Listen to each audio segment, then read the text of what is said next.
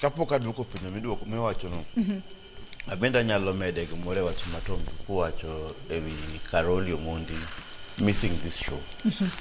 And Karoli was involved. One kaka joluo wasebedo kawa negotiate power makonyo Jothurwa for a long time. And for example, in 2007, Raila Odinga no win elections makae. Gima notimore 2007 ne kamiluongo ni Serena. Joluo ariyo kende ema wa involved. Serena. Some of us one streets kawatemo mondo we make sure Jacob Raila Odinga becomes president in this country because they won election.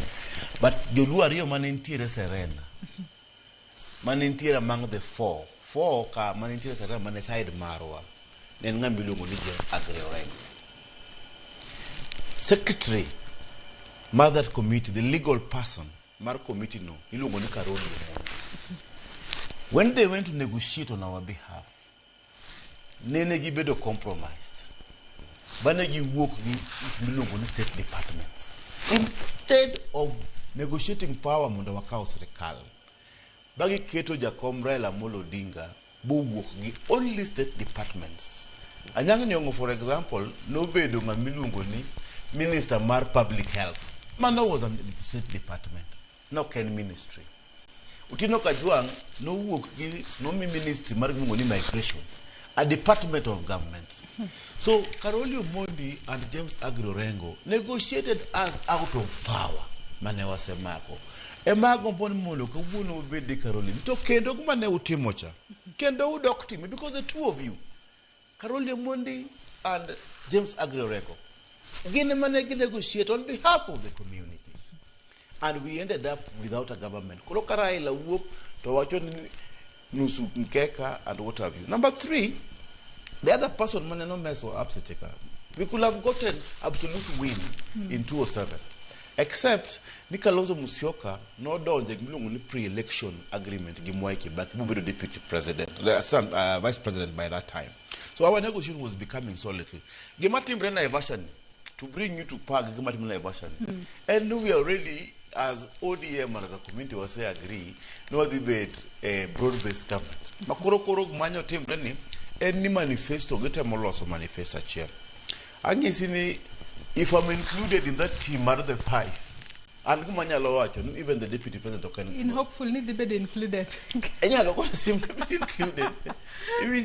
And Nyalo Jothurwa for our benefit.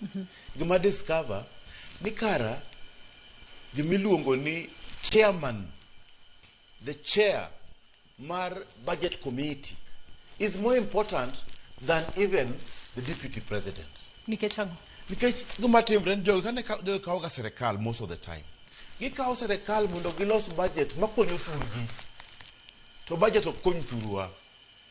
Adbed nkaruno nikaida pension certificates ma contractors. Manu work a regime mar Mwai Kibaki manegero barabara. Were they paid? No one called pending roads, pending contracts from regime mar Mwai Kibaki, regime mar Uhuru Kenyatta, nyaka sani. Some of these roads for 20 years moko temre. Gibedo ya marked budget, but okchiu pese gigo koruj go ger. Barabara mimo to gamamuro nini. Okenga barabara marka to mara Uhuru Kenyatta regime. It is a budget monobedo budgeted a Kibaki regime. It's not the contractor hire gear and the rest Matthew Kanye. We're not given that money to do that one. So our negotiation as ODM, and number one, chair of the budget committee, and give her Okwanya Weyo man in the negotiation. Man and give her wadu aroni mondo, chairman of the budget committee. Emomeyo, sani barabara mawukungi ya kakado usula kakado mulakadi kamilungo neko bare turwa. It is almost halfway done. Because of the chair of the budget committee. People makao serikal, but when they do budgeting, but they assist only one area and one region of the republic. So Gumatimre Naivasha, we are really looking for it. We are in broad-based to stay. We are in government to stay.